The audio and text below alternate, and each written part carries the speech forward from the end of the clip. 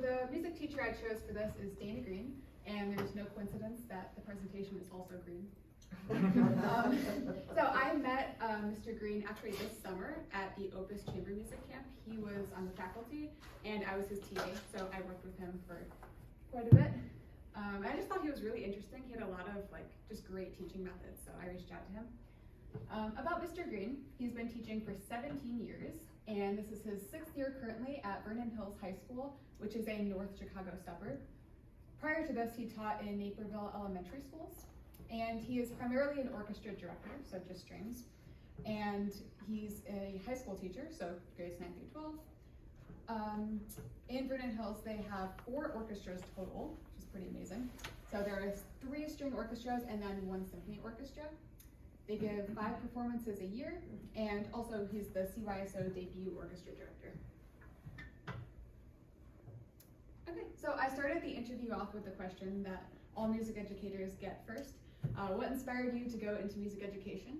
And 2 quotes that he said were, "I just figured that was such a gift that those teachers had given me that I think it's a great calling to try to provide that to the future learners, and to give students this place to be creative and safe and to be expressive, find their voice, and to do positive things with whatever they're feeling, whether in sadness or depression or anxiety or love or happiness or glee. There's always something beautiful you can do with those feelings, emotions, and experiences."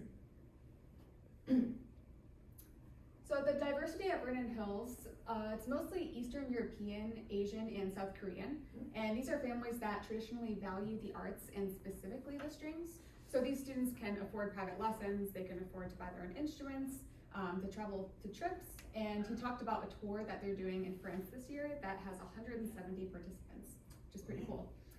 I asked how diverse is your content, and Mr. Green said he bases it on the cultural diversity of the students, whatever he finds interesting, and what he thinks is part of a balanced education. I also included this quote that he said, "If we're always doing music from the European tradition, then the kids are missing out on a bunch of great repertoire." And he also said he loves to program music by Jesse Montgomery. Further interview questions were, how do you organize your curriculum? And Mr. Green said that he prioritizes educating the students on the historical context, the meaning of the music, and the emotional content. But he makes sure that this is oriented to technical success on their instruments, and then he kind of sneaks in this information about history and theory along the way. I also asked, how do you choose repertoire? And I loved his response to this question. He asked a bunch of questions that he asked himself, which are, will the kids like it? Does it speak to them and connect to them? Is it authentic repertoire or directly from the culture you're trying to visit? Or are Western composers homage to the culture they're writing for? Does it support the technical needs of the player, the strength of the ensemble, the theme for the concerts? He also listens to WFMT, searches orchestral education YouTube videos, he'll contact arrangers. If he needs to rewrite cello parts for bass, he'll do that. So he just does so much when it comes to choosing repertoire. And I added this quote that he said because I thought it was really interesting. "But I think programming is almost like the artist's completed work. It's like it's never done, it's just abandoned. You make peace with the fact that you're never going to tick every single box and find that perfect piece, but it's a great goal to have." Questions about the students. I asked about how much of his teaching involves student choice, and he kind of just brought up the issue about that kids always want to vote on repertoire, but it can be pretty problematic if it's missing those key components from the earlier slides. And I also asked, how much support, guidance, and information do you receive regarding special learners? And I was happy to hear that he receives an entire educational plan. It's communicated often and early. They have regular meetings about 5 or 4 plans. But unfortunately, most of these accommodations can't really apply to his classroom. Like if a student needs to be in the front of the classroom, that might not be the best thing to do by putting that student in the hot seat like all the time. But despite this, he usually teaches with visual, oral, and kinesthetic instructional techniques and goes by teaching the same thing like 4 different ways. And then he said, hopefully you reach them all. Okay, and for this one, it's a video that should work. You have your colleagues and parents to support. It's very soft, is that okay? Does it just come through your Not computer? enough. Sounds Yeah, weird. I have really good articulation with my middle school programs. We're a high school district and not a unit district, but literally I'm gonna be leaving in about 20 minutes to head over to my one of my theaters to work with for kids. So my theater schools are awesome about articulation. And we do a lot of planning together. We have our next concert's going to be a festival, so we have our 7th, 8th grade festival where they come over and are our guests. So from a professional standpoint, I think pretty good articulation. This tour I was talking to you about, it's a group tour of the Depot High School. The orchestra director over there and I are kind of teaming up for this tour. So obviously there's that kind of nice connection there.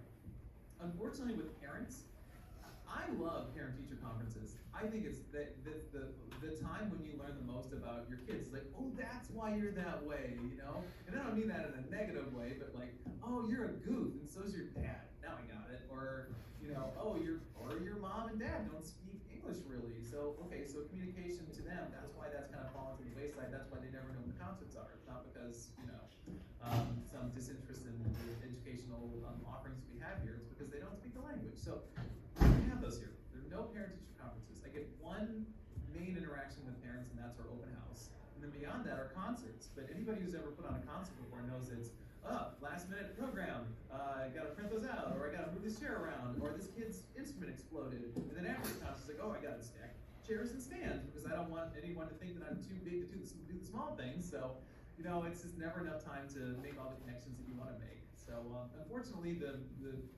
family interaction piece is not as much as I'd like it to be, but we do things to try and make that better. Like, I think you gotta show your face somehow, if you can, after a concert, just to shake some hands, take some pictures, and tell people how much you appreciate their students being in the program and their support for the fine arts.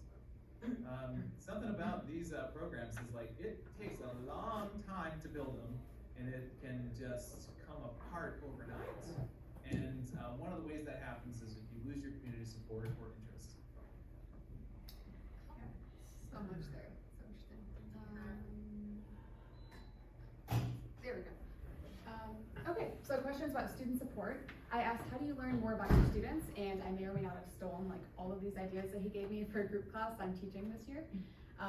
So he gives a beginning of the year questionnaire asking about nicknames, pronouns, any concerns that he should have. They do Social Friday, which involves silly would you rather questions that they can share with their stand partner and then to the class. And he gave me this example of one that they did. For $50 million, would you live with a horse in your house until it died of natural causes? And what's really cool is that as they're explaining their thoughts and like their reasoning, you get to learn a little bit more about who they are and their lives, like for this one specifically, like where they live. And he also does like social events to kind of avoid the situation that we've all had of like, oh my God, I didn't know I was in an orchestra with you and it's been like 5 years. So I'm glad he acknowledges that. And I asked, how do your activities serve all of your students? And he talks about how you can't program only for the most advanced kids.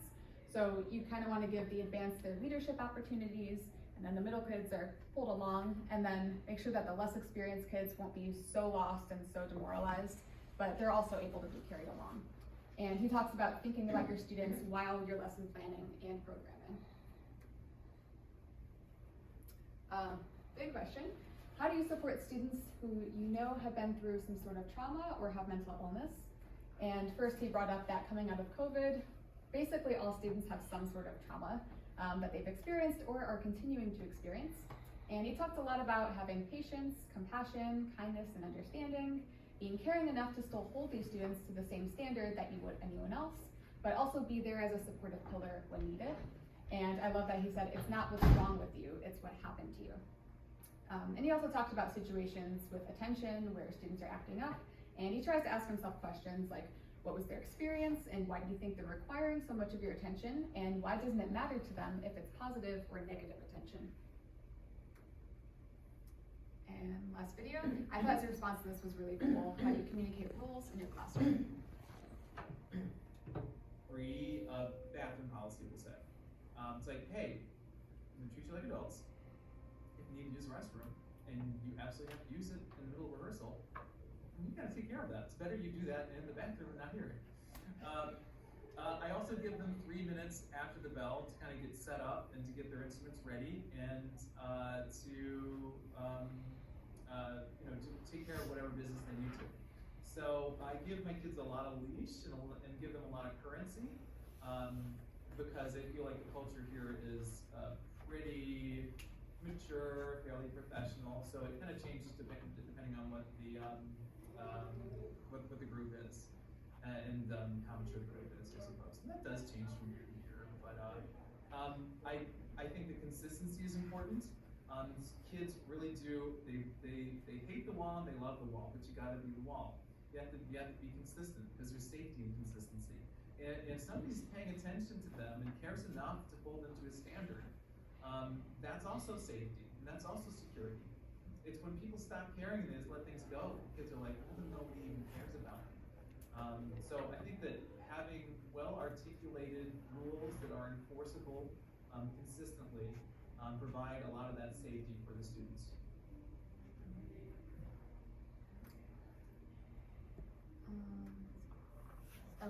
Getting towards the end. So the question we've been waiting for, do you use Universal Design for Learning in your curriculum? You say he's never heard of it. Obviously he uses many of those components in his teaching. So in conclusion, what I really took away from this interview was that Mr. Green creates a safe environment. He's willing to support his students and give them the benefit of the doubt. He's also a great example of InTest Standard 10 by working with his colleagues to help build opportunities for his students, like the trip to France, the big festival concert he was talking about, just programming 5 concerts a year in general, working with the middle school teachers in the theater program. And he's also inclusive to all of his students. He teaches visually, orally, kinesthetically, explains in different ways. He holds all of his students to high standards, and he's thinking about his kids when he's lesson planning and choosing repertoire. And that is the end. Wonderful, thank you very much.